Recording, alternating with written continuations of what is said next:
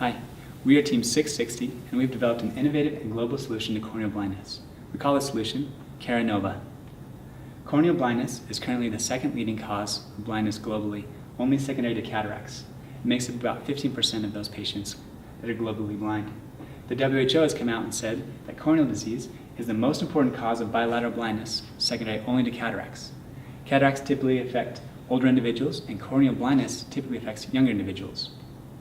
Out of the 45 million people blind, we've estimated that about 8 million of those people have corneal blindness. The definitive treatment for corneal blindness is a corneal transplant. Corneal transplant involves removing the native tissue of the cornea and putting on a donor tissue and suturing that to the eye. The other alternative to corneal transplant is an artificial cornea.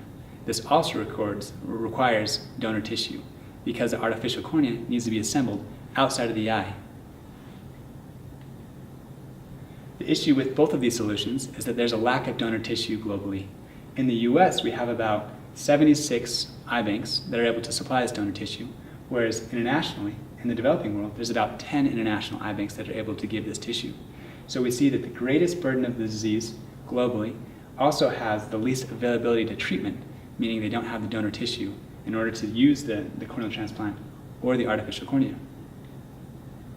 So we've identified the need as being creating a device or an artificial cornea for the developing world that can eliminate the dependence on the donor tissue, that minimizes the incision to avoid needing sutures and these long, prolonged surgeries, yet maintaining the integrity of the native cornea as well as the device.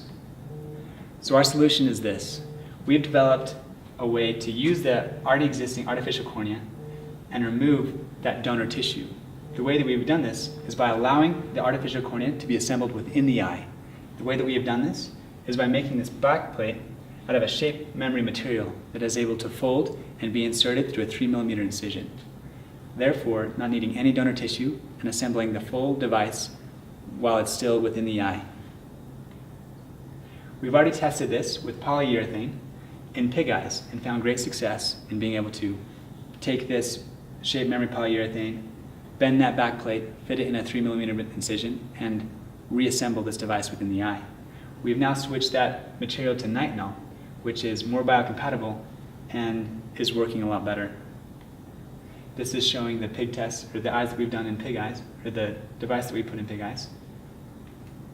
We truly believe that we have an innovative solution that can require less donor tissue and therefore be more accessible to patients around the world.